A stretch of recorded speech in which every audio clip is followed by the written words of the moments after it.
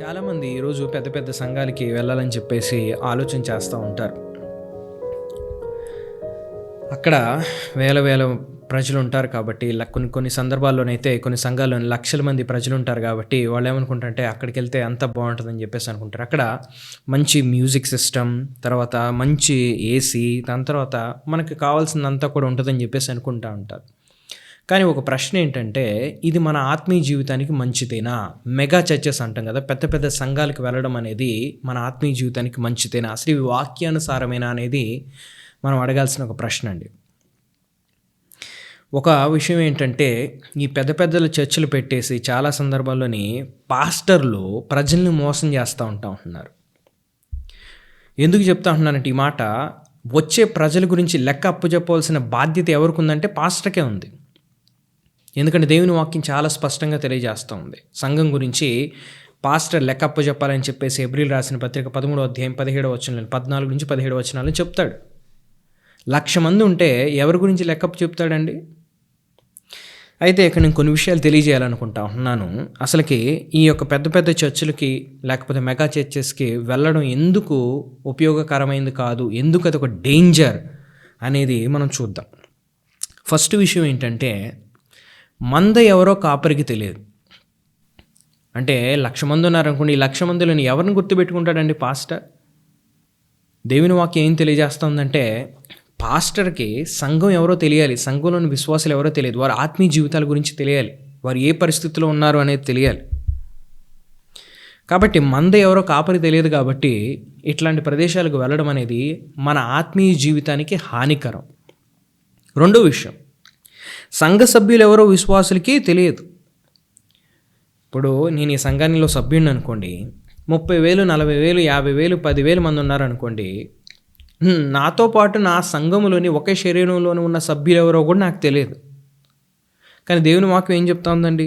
మీరు ఒకరికొరకు ఒకరు ప్రార్థన చేయండి, ఒకరినొకరు తెలుసుకోండి, ఒకరినొకరు ఎంకరేజ్ చేసుకోండి, ఒకరినొకరు ప్రోత్సహించుకోండి.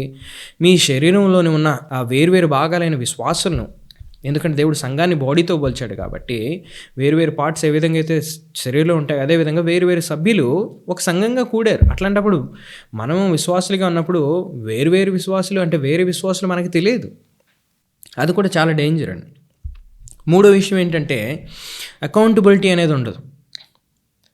ఎందుకు అకౌంటబిలిటీ అనేది ఉండదు అంటున్నానంటే, ఇటువంటి మెగా చర్చెస్లోని ఏం జరుగుతూ ఉంటుందంటే, పెద్ద పెద్ద చర్చెస్లోని అందరూ సరదాగా సినిమా హాల్కి పోయి ఏ విధంగా అయితే సినిమా చూసి వస్తూ ఉంటారు, అలా కూర్చొని వెనకాలకు వచ్చేస్తూ ఉంటారు. కానీ వాళ్ళ జీవితం పాస్టర్ తెలియదు, పాస్టర్ జీవితం వీళ్ళకి తెలియదు, వీళ్ళ జీవితం ఇంకొక సభ్యునికి తెలియదు, ఇంకొక సభ్యుని జీవితం వీళ్ళకి తెలియదు.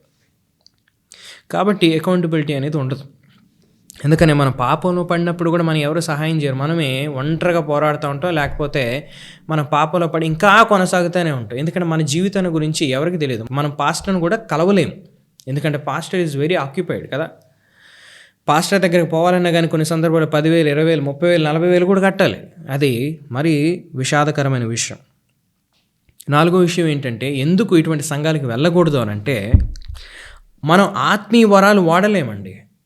మనకున్న ఆత్మీయ వరాలు, స్పిరిచువల్ గిఫ్ట్స్ అంటాం కదా, దేవుడు మనకిచ్చిన తలాంతులను మనం అక్కడ వాడలేము. ఎందుకనంటే సాధారణంగా ఇప్పుడు 30,000 మంది 40,000 మంది కూర్చున్నారనుకోండి, అక్కడ వారి తలాంతులు వినియోగించుకునే వాళ్ళు ఒక 10 మంది 15 మందే. దాంట్లోనే పాట పాడేవాళ్ళు, వాక్యం చెప్పేవాళ్ళు అయితే ఒకే అయ్యగారు ఉంటాడు, 3-4 సర్వీసులు ఆయనే చేస్తాడు. పాట పాడేవాళ్ళు, దాని తర్వాత మరి వాయిద్యాలు వాయించేవాళ్ళు కేవలం వారి యొక్క తలాంతులను వినియోగించుకుంటూ ఉంటారు. విషాదకరమైన విషయం ఏంటంటే, చాలా సందర్భాల్లోని ఈ విధంగా మ్యూజిషియన్స్, తర్వాత ఎవరైతే మీడియాకి సంబంధించిన పనులు చేస్తూ ఉంటారో వాళ్ళందరూ ఆ చర్చ్ నుంచి కూడా వచ్చిన వాళ్ళు కాదండి, ఆ సంఘ సభ్యులు కూడా కాదు, వాళ్ళు ఎక్కడో డబ్బులు ఇచ్చి పిలిపించుకున్న వాళ్ళు. కాబట్టి మనం గమనించాల్సిన విషయం ఏంటంటే, మన ఆత్మీయ వరాల్లో కూడా వాళ్ళని ఇటువంటి పరిస్థితుల్లో ఉంటే, ఇటువంటి సంఘాల్లో ఉంటే. దాని తర్వాత ఐదవ విషయం ఏంటంటే, ఇంత పెద్ద గుంపులోని విశ్వాసులు ఎవరో తెలియదు, అవిశ్వాసులు ఎవరో తెలియదు. 30,000 మంది 40,000 మంది ఒక సర్వీస్లో కూర్చుంటా ఉంటున్నారంటే అసలు అక్కడికి వస్తున్నది ఎవరో కూడా తెలియదండి మనకి. విశ్వాసుల అవిశ్వాసుల ఎవరి విశ్వాసం ఎవరికి తెలుస్తుందండి? కొంతమంది మనము తెలుగులోని తిరణాలు అంటాం కదా, తిరణాల్లోని చాలామంది ప్రజలు వస్తూ ఉంటారు, వెళ్ళిపోతూ ఉంటారు. మందిరంలో కూడా చాలామంది ప్రజలు దర్శిస్తూ ఉంటారు, వెళ్ళిపోతూ ఉంటారు. అదే రీతిగా చాలా సందర్భాల్లో ఈరోజు జరుగుతున్న విషయం అదే. జస్ట్ జనాలు వచ్చి కూర్చొని వెళ్ళిపోతారు. అసలు నిజంగా వారు విశ్వాసులా కాదా, వాళ్ళకి సువార్త తెలుసా లేదా, వాళ్ళకి మరి రక్షణ ఉందా లేదా అనేది కూడా చాలామంది పట్టించుకోరండి. జస్ట్ మన కానుకలో డబ్బులు నిండాయా, దాని తర్వాత వాళ్ళు వచ్చి కూర్చొని వెళ్ళిపోయారా, వాళ్ళకి ఆనందం వచ్చిందా లేదా, మనశ్శాంతి వచ్చిందా లేదా అనేది మాత్రమే పట్టించుకుంటూ ఉంటారు. ఇంకొక విషయం ఏంటంటే, ఒక కుటుంబంలోని తల్లిదండ్రులు ఉన్నారనుకోండి, వాళ్ళకి 2 పిల్లలు ఉన్నారనుకోండి, ఆ 2 పిల్లల యొక్క జీవితం, వాళ్ళని నడిపించడము, వారికి బోధించడము, వారు ఎటువంటి పరిస్థితిలో ఉన్నారనేది తెలుసుకోవడం కూడా కొన్ని సందర్భాల్లోని కష్టమే. జస్ట్ 2 పిల్లలు ఇంట్లో. అటువంటిది సంఘంలోని 30,000, 40,000, 50,000, 10,000, 1,00,000 మంది సభ్యులు ఉంటే పాస్టర్కి ఏం తెలుస్తుందండి విశ్వాసుల గురించి? పాస్టర్కి ఏం తెలుస్తుంది? వారి ఆత్మీయ జీవితాన్ని గురించి ఏ విధంగా ఆయన కేర్ చేసుకోగలడు?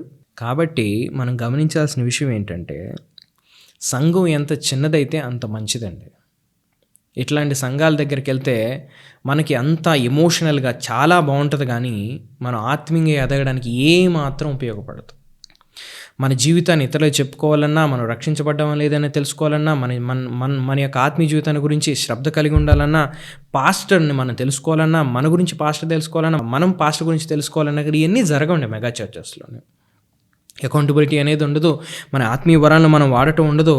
విశ్వాసులు ఎవరో తెలియదు, అవిశ్వాసులు ఎవరో తెలియదు. ఒక సంఘం నేను చెప్పుకుంటూ సంఘంలోని ఇతర విశ్వాసులు ఎవరో కూడా మనకు తెలియదు.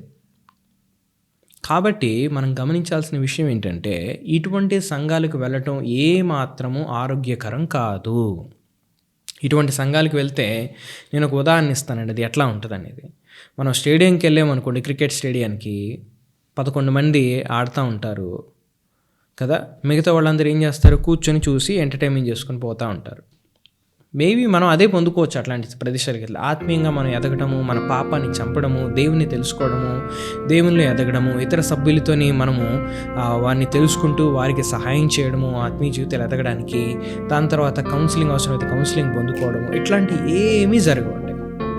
కాబట్టి చిన్న సంఘం అయితే వాక్యానుసారంగా ఉన్నదానికి వెళ్ళడానికి మీరు ప్రిఫర్ చేయండి. అది మీ ఆత్మీయ జీవితానికి, మీరు దేవునిలో ఎదగడానికి కూడా చాలా సహాయపడుతుంది.